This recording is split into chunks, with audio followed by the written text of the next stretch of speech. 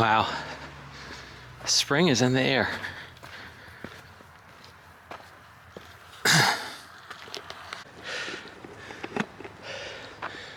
Hey guys, it's Max here. I'm already breathing hard. Just getting started. I'm doing the, I'm out here in Virginia doing the triple, oh my God, I'm out of breath. Triple crown loop. I call it the triple crown because you hit McAfee's Knob, Tinker Cliff, and Dragon's Tooth. So I'm just getting started. It's about 9 a.m. I stayed the night in Roanoke. Drove it from Charlotte last night. And I just started at the McAfee's Knob parking lot, so I'm just climbing out of that now.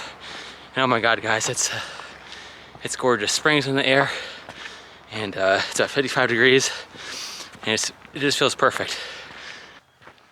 So, kind of interesting. Yes, I'm just getting started. And one thing I noticed is, man, this place seems really busy, which I knew that coming in. You know, the McAfee Knob parking lot apparently is not a sure bet on a weekend.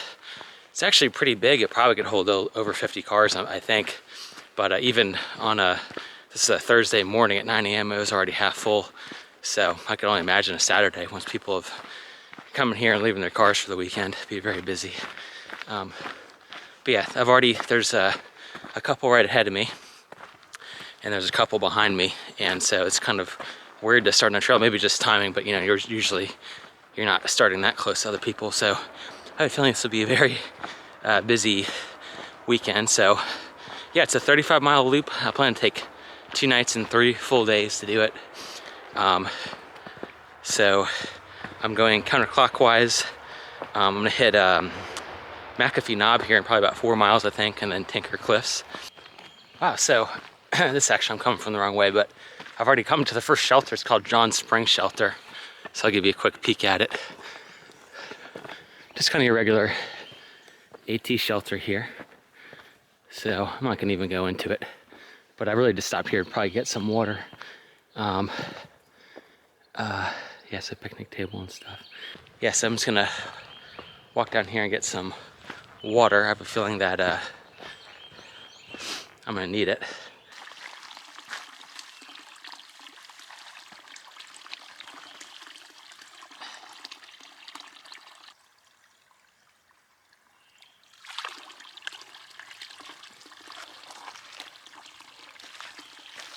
Okay, this spring here is awesome. John Spring Shelter. I guess that's why they call it a spring. Makes sense. So I think I might have read that. It's not always here. It's a little bit seasonal, excuse me, but it just rained last night. So really nice, easy water. Not more than 100 feet, I don't think, from the shelter. So you're not running down some mountain or something to come get this. So I recommend it. It's nice, I think. Is that a wild violet, or is that almost looks like a pansy. Someone probably knows this. I was gonna say a wild violet, but they just look a little different from what I'm used to seeing them look like. At lower elevation, I think they're a bit more purple. And it's pretty cool. You can actually, I guess they're edible. You can definitely use them as food coloring.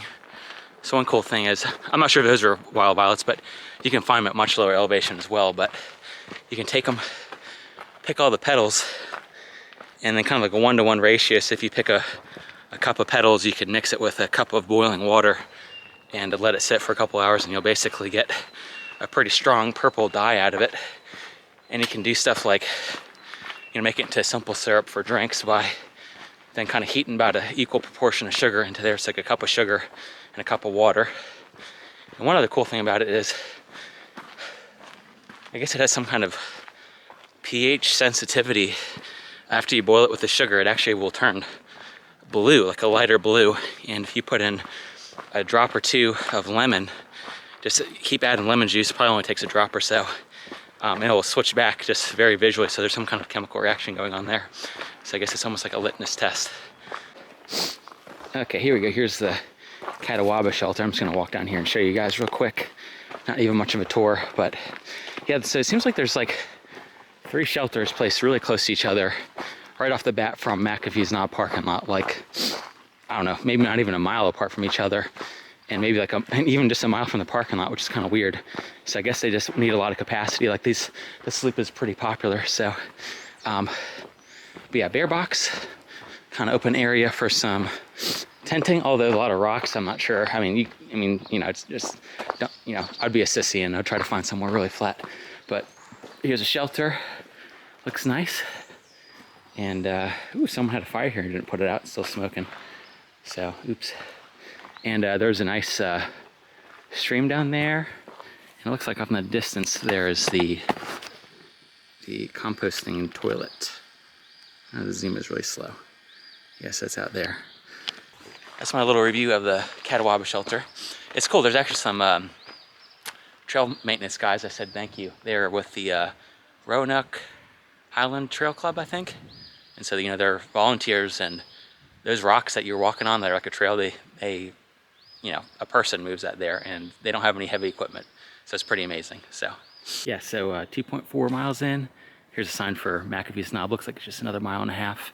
Tinker Cliffs, ooh, 6.6. I've got a ways before I hit that. So yeah, a lot more miles to do today.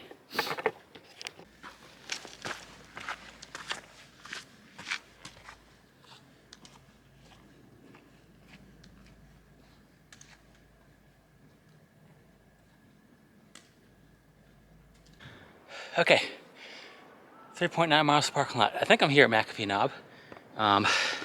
It says overlook. So let's go check this out real quick and see if it actually is. Okay, so this is McAfee's Knob, which is good. I wasn't sure at first. I don't think the sign even said it was. It just said overlook. I checked the map, and also just so iconic. You can see that ledge right there. So that's McAfee's Knob. So something interesting about this is apparently this is like the most photographed section of the AT. I can see why. It's gorgeous, and also, you know, you got about a 4-mile hike from a parking lot. So you have like I think they say you have like a 270-degree view off this thing. I'll get go walk out onto you for you. But yeah, you can just see off into just really far, so it's a great sight, and today is pretty clear. So you can really see out there really well. So I think that's, I'm not sure what direction that is, but it's gonna do a pan this way. See for miles and miles.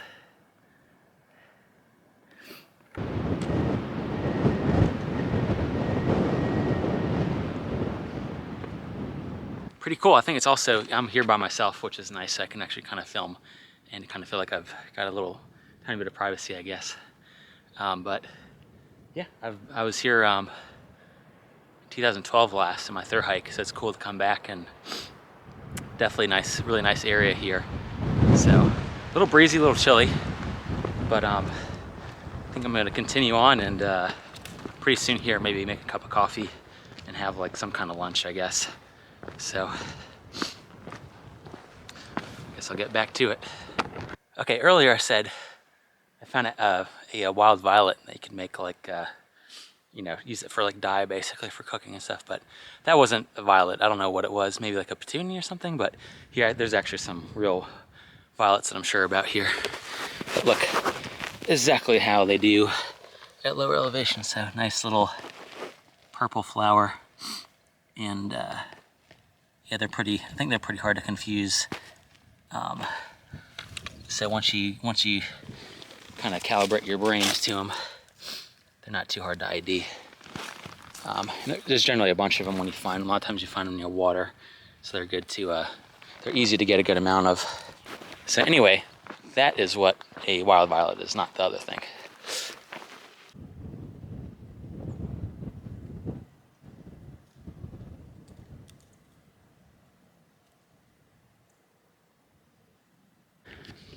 Okay, so pretty sure it's the Campbell shelter. It's the 3rd shelter in 5 miles. So there's a ton of them starting from McAfee's Knob. I'm not gonna go over there. I'm just gonna keep going, but it looks good. Nice red paint job. That's kind of cool. And there's water around here, and actually up the trail a little bit there was yeah, it's super slow zooming out when you're filming. There was like a picnic table. There was some people chilling, and I think there's some water access here as well. So easy peasy, good place to stop for lunch and water. But I have a feeling up here we're gonna drop into a gap and there's gonna be like a ton of water and stuff, so I'm not gonna bother.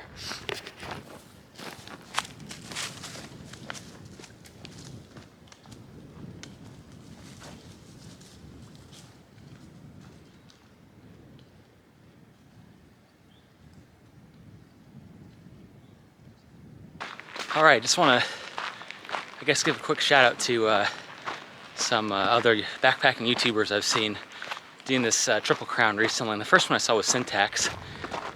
And recently I saw Bryce Newbold, and he had, I think, one of the Show Brothers out there, and motivated by mountains. But it's cool. So I just want to say hey, and your guys' videos kind of helped inspire me to come out here. I've seen it for a while, but you know, I saw Syntax, I saw yours a long time ago, and then right as I was thinking about it, I saw the one from Bryce, and it was just like, okay, definitely gotta go check this out now. So thanks for the motivation. It's cool to, you know, obviously it's great to see someone do it before you and kind of get a taste for the trail. So it's very helpful.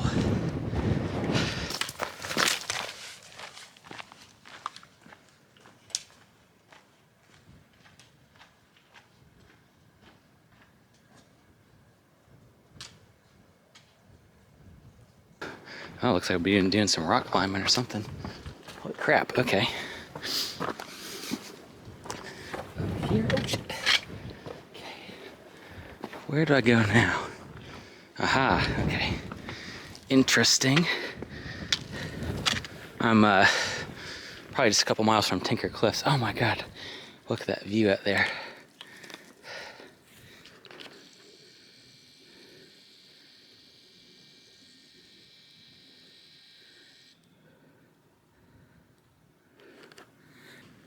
All right, so looks like this is Tinker Cliffs here.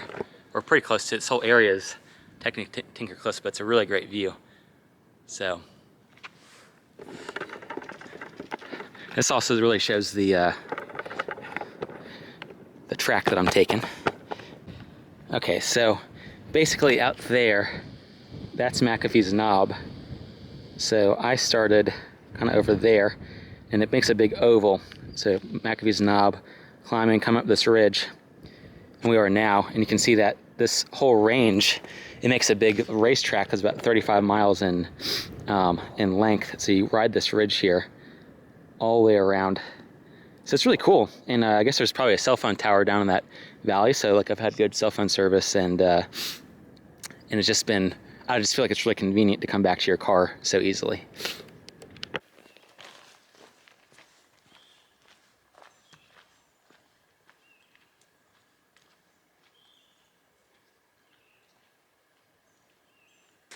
Okay, so Lambert Shelter coming up here. That's where everybody's kind of getting off, so I'll keep going and get off the AT, so hopefully we'll get a few less people out here. But I just met a bunch of cool people. First lady is Signage. She's a thru hiker from 2007 of the AT, so she was awesome, so shout out to her.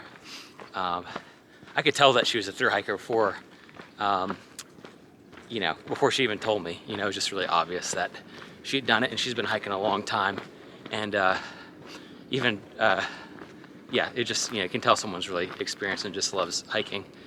And also Mosey, who's going up from Springer to Harper's Ferry.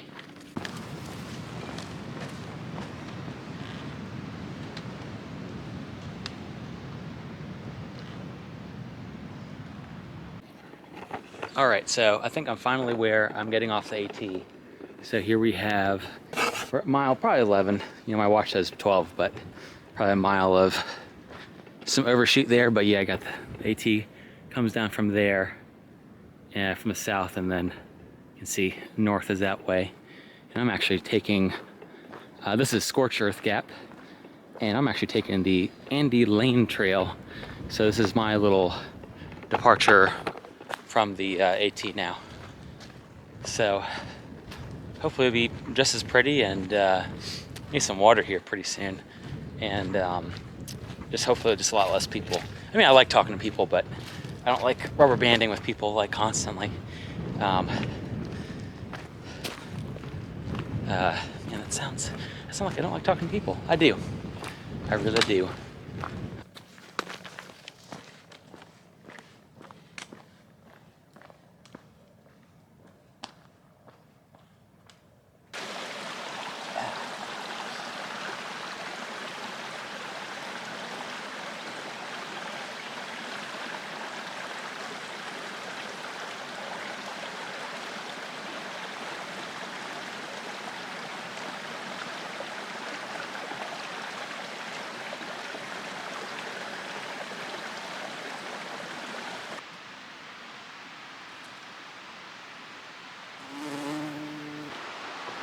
Wow, nice little bridge here.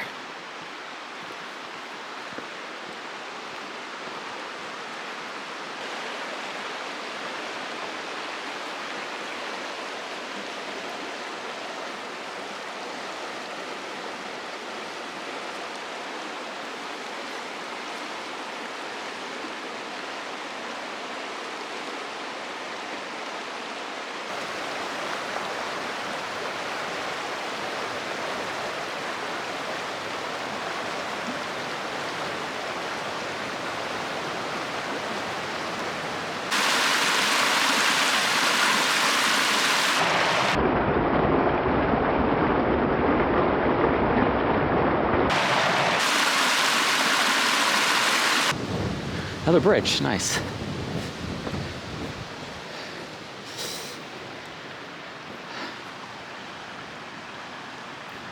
Oh, god dang, my feet hurt so bad. I think I'm plantar fasciitis again.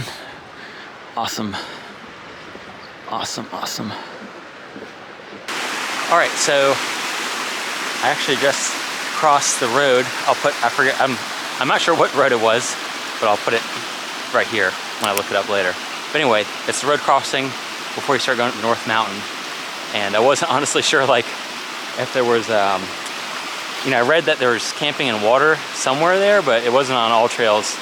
And I wasn't getting worried, but I was like, oh great, am I gonna have to like go up and then come back down if it wasn't there, you know? Not all the way up, but just far enough up where there wouldn't be any camping spots, I guess. But there's a lady there who said that she's gonna do the trail tomorrow, the loop, this loop. And I asked her, and she actually knew exactly that there was water up here and that their campsites just go up here. So she's obviously done this before, just very knowledgeable. So it's one of the situations where I guess it just never hurts to ask for information like that. All right, so I just found the campsite for tonight, which is nice. Water really close. I think this will work. I could probably, there might be a thing to walk up a little farther, but I think this will do good. Been walking for over 8 hours for sure. So looks like this will be my home for tonight.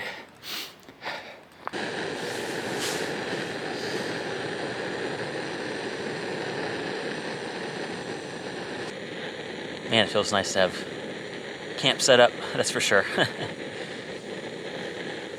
Ooh. So I think I did more like 14 miles today. Started at McAfee Knob parking lot and headed north on the trail. So now I'm a little past, let's see, what road is that? Okay, so 779 is the highway you cross. So going counterclockwise right after 779, there's more water and there's more campsites. So far I've seen 2 sets. The one I'm at is the second set. And that's pretty important because, you know, if you're going this direction, the next thing you do is the North Mountain Range, which has no water, and you basically go straight up. So this is kind of like a critical place to camp to put you in a position for the next day to be doable. So yeah, so I feel like everything's kind of going to plan, I guess. Hello. This is awkward. Yeah, so I brought my smaller tent, my Big Agnes Copper Spur 2 UL2. It's for my thru hike. I have fond memories of this tent, but it is a lot smaller. You can't really sit up. I mean, you can, but like, I don't know. there's just not a lot of room to really shoot the camera in here. But anyway, yeah, it's like 11 o'clock. I had a great night. Had my pad thai backpacker's pantry, which is the best. I've been hanging out, just kind of relaxing. So yeah, I'm gonna probably throw in the towel here, and tomorrow morning will be time to basically fill up like 2 or 3 liters of water because it's completely dry in North Mountain, and hoof all that stuff up this really steep incline, probably like 1,500 feet or so. And then I have like 10 miles with no water. So that's why I camped so close to the base of this thing. So it'll be fun. Hopefully tomorrow. I'm actually more concerned about how my feet and joints feel, because I'm feeling some plantar fasciitis come back in my right foot. So that's super fun. I'm only like a third done with the miles on this trip, and it's already kind of coming back. So anyway, I'm gonna get a nice, hopefully get some good sleep, and I'll catch you guys in the morning. All right. Good morning, hiking family. It is 10:53, super late. Oh, shoot. Just getting back on the trail. So just talked to some guys coming the other way that did that last night or yesterday. They're coming the opposite direction. They said, yeah, there's no water, and also there's a little stream up here on the way there, so I don't have to backtrack at all. So yeah, that's the plan. Go get water, and then head straight up to top of that North Mountain range. All right, so got a nice little stream here. I'm guessing that this is probably the last one there is before, well, it's the last one before you go up the mountain. I'm just guessing. I'm pretty dang close. It's going steep, and I'm close enough where I might as well not risk it, even though water's just super heavy to haul. But yeah, I'm pretty much going straight up now to the top of this thing, and I've got about 3.5 liters of water. So I'm guessing that's probably good for 10 pretty dry miles. I know it won't, even if I run completely out, I'll still have enough to kind of get me through. So I got my platypus and my smart water bottle.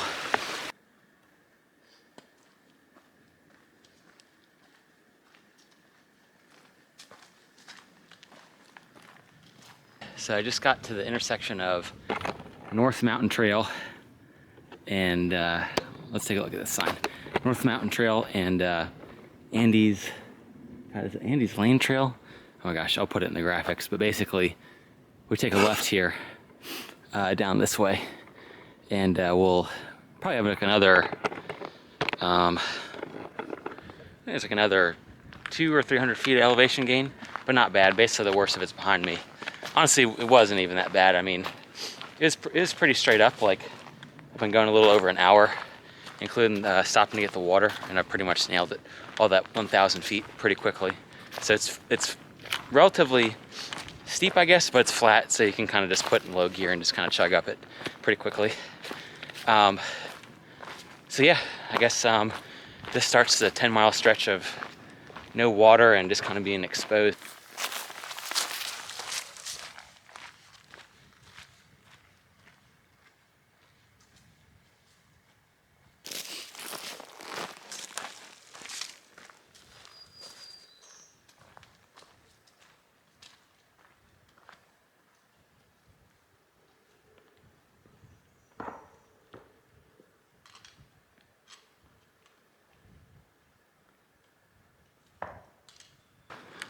Man, my right foot's starting to kill me. I had plantar fasciitis about 10 years ago is when I gave it to myself through backpacking. Now 10 years later, you know, it's kind of a chronic injury that comes back pretty quickly. Basically, if my body weight goes over 200 pounds, my foot doesn't like that. And been kind of sedentary with COVID and all that, so that's happened. And every single footstep on my right foot is hurting. I don't think I'm gonna make anything worse, but I basically have to walk on my tippy toe on my right foot consciously to not get a little shot of pain every single step, which sucks. You know, I'm only like halfway done, and I have a lot of miles left today, so, you know, pain like just kind of drains you, even when it's just a little bit of pain that's consistent. Every time it's just kind of draining a little bit of your good mood away from you. So anyway, hopefully, I don't know, hopefully it won't get any worse.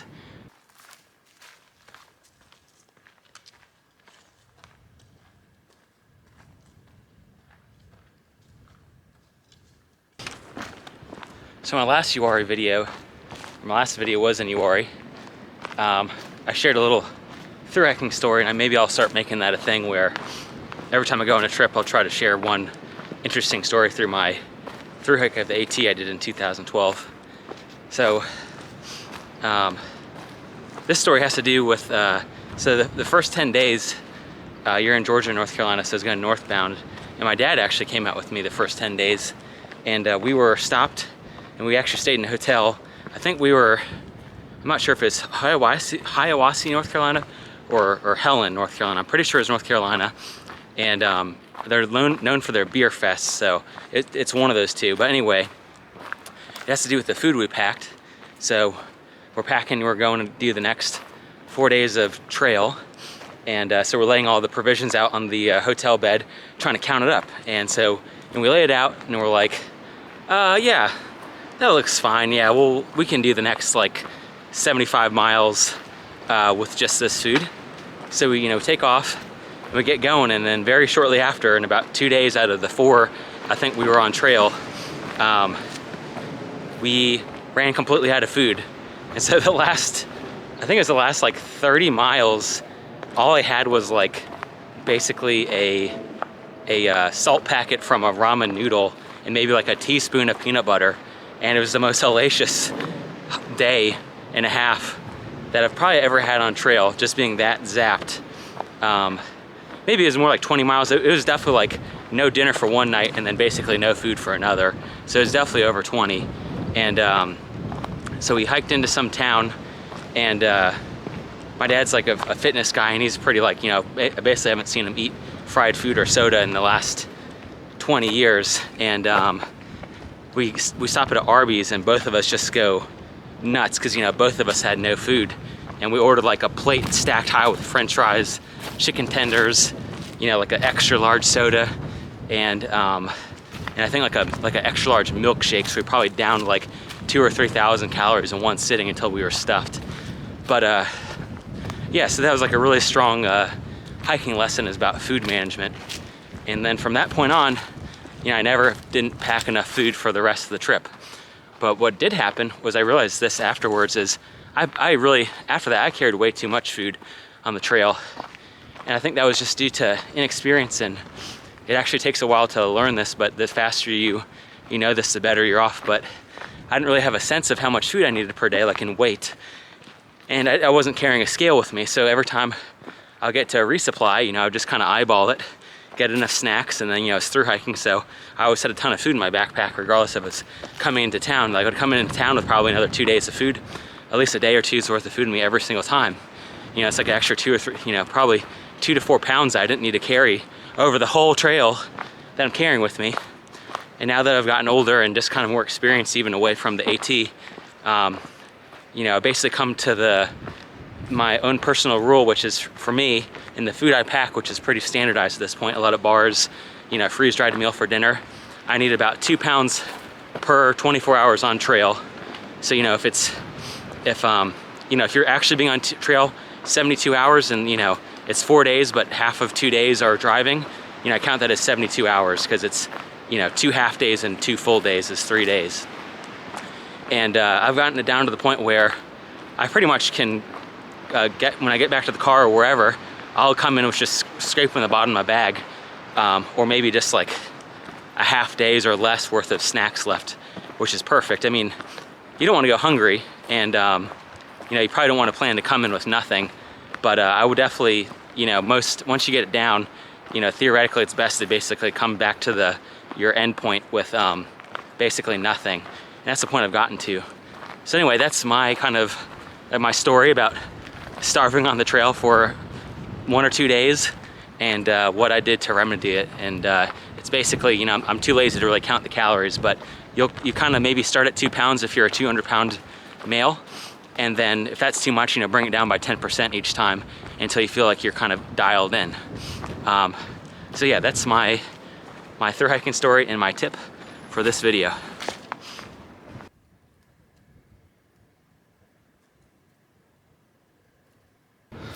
All right, more signs. Let's see. North Mountain Trail, so we're going this way, and Deep River Trail, back that way, Turkey Trail, no, Deer Trail, 1.4 that to the right where we're going. And then here's we're actually, I guess this is the best landmark for where we're right now. This is where the Grouse Trail meets. First thing, dang, I think it's lamb's ear. I always see so much lamb's ear now. Really big and soft looking. But more importantly, I'm pretty sure I'm going downhill now. As you can see, this is the longest stretch of downhill I've seen. And it just looks like we're leaving the North Mountain Range, which is a really good thing.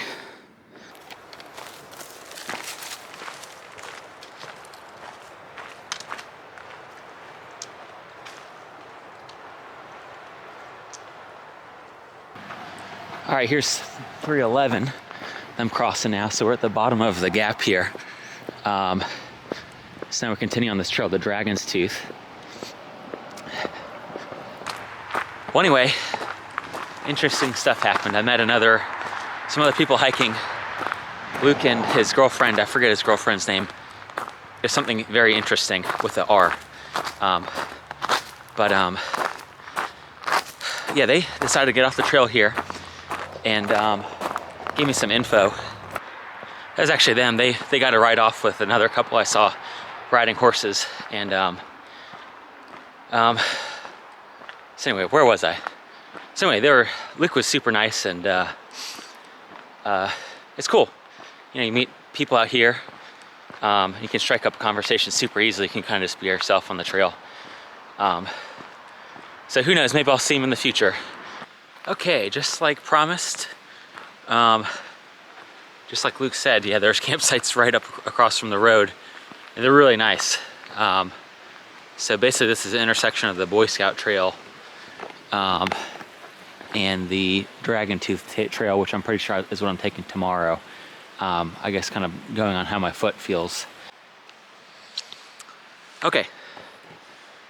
Remember I said I didn't bring any tinder? Well, I forgot. My own tip. I had some duct tape on my water bottle.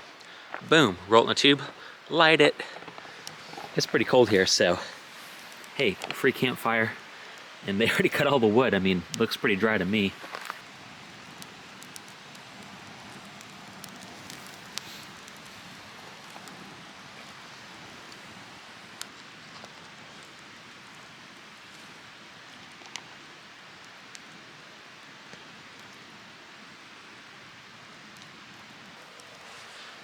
All right, so this is the end of night 2. So today I started right before the North Mountain Range, so I did about 10 miles today. And yeah, honestly, I mean, it was fun and everything, but it was a little boring looking back. I just watched some of the footage, and you know, you kind of get to the top of onto the ridge. You start running that ridge, and it's just kind of the same flavor for 10 miles. So pretty much all day today I was just kind of ridge walking this thing that looked the same. And the only interesting part was probably getting off of it and coming to this campsite. But you know, it's okay. You know, it's still good. But you know, I had a lot of pain from my foot today, and tomorrow my plans. I'm not quite sure what I'm gonna do tomorrow. You know, like I said, I might cut off the Dragon's Tooth part because I'm just having a lot of foot pain. But I think I'm gonna see how I feel in the morning, which typically I don't feel. You know, I feel worse in the morning. All the inflammation's kind of kicked in. But I'll take a leave tonight. But yeah, I'm tempted. So basically, I have 25 miles done out of 35. If I do the full thing tomorrow, that will be 35 total. So I basically have 10 left tomorrow if I do all of it. And I'm curious to see the Dragon's Tooth, but with my foot hurting so bad, I'm not sure if I'm super tempted to go try to climb that, because it sounds like it's more of a rock scramble than anything. So yeah, I guess I'll just kind of play it by ear and taking a leave right before bed, and hopefully in the morning I'll feel better. But yeah, I'm gonna just hang out by the fire and then probably, you know, go to sleep. So I guess I'll see you in the morning. Good morning. Started day 3. It's 8:15. Just making myself some oatmeal real quick, some coffee, and then deciding what I want to do for today. It'd be hard to call this video the Triple Crown video loop if I didn't complete the Triple Crown. So, but yeah, as soon as I walked over here, my foot was hurting pretty bad still, which sucks. But I don't know, maybe once I warm up, it won't hurt as bad. But yeah, I slept good last night, better than I have in a while. Still a lot of tossing and turning, but there's a few parts I don't remember, which must mean I must have been asleep, so that's nice. So the other night I was reading an article on my phone, and it was about like beginning hiking 101. I was curious what they're going to say, and there's a funny part. It said you can tell when someone's new to hiking or backpacking by like if you see like Nalgene bottles full of water hanging off their backpack by carabiners. That's like a sure sign. And I thought it was hilarious because I remember myself, you know, like 12 or 13 years ago, whatever. That's exactly what we had. We had like no place to put the water, so we were like, or just didn't know any better. We were hanging it off our packs with carabiners. And it's funny, I just saw a guy a second ago. He fit like the exact description. First thing, he had a hiking pole, but it was like 7 feet long, and he could barely move it. He was like having like this every single step. He was covered in cotton, not a single piece of polyester, and he had like a Hydro Flask bottle, and he had like 2 mugs hanging off carabiner for some reason, and he's outfitted to probably go you know, go up to Dragon's Tooth and come back down. But it was kind of funny, like, not to make fun of anybody, but you know, that is like I guess that is like a true sign that someone just kind of get into it, because that's exactly what I would have done when I started. So it was just funny to see that. All right, folks, just getting underway here. It's about 9:30. So yeah, I decided to cut off the Dragon's Tooth. My foot is just, you know, it's not gonna get any better than yesterday. And yesterday I basically spent just 10 miles slowly hobbling and having to stop every 2 miles to take a break, and basically had a tiptoe, and then from all the tiptoeing, I got blisters on my small toes.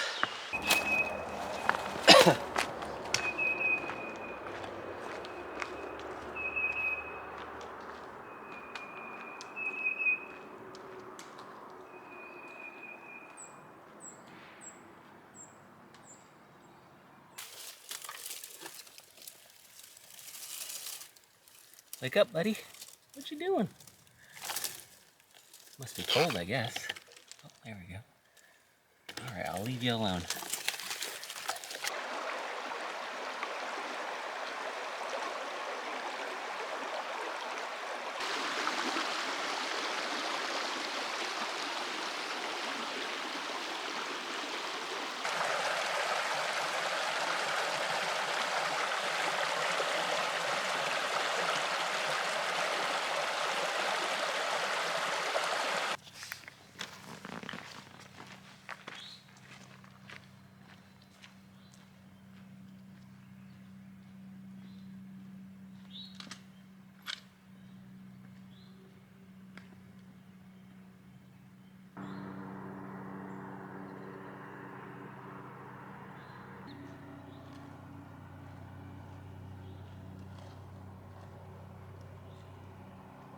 All right, so it looks like we're transitioning to some pasture land here.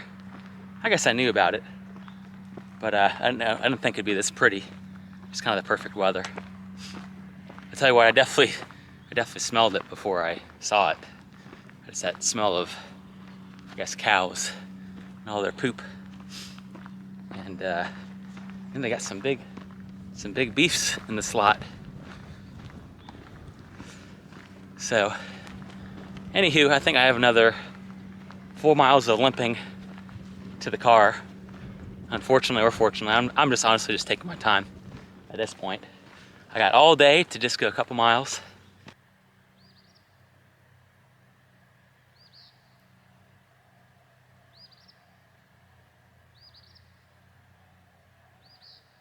I've ascended out of the gap that is the cow pasture.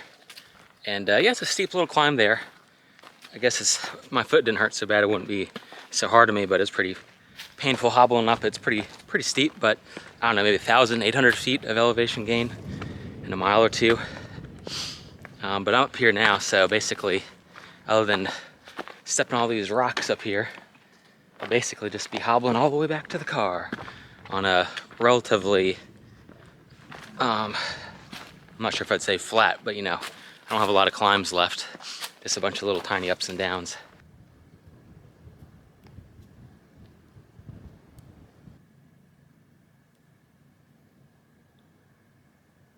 All right.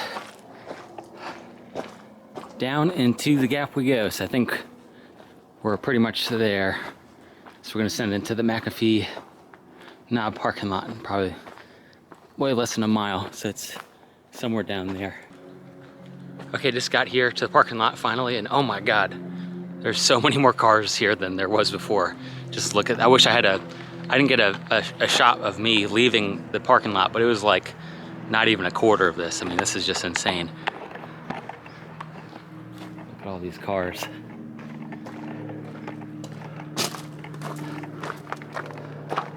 Must be probably over 100 cars here. And here we go, blue Mazda. Oh yeah, still here.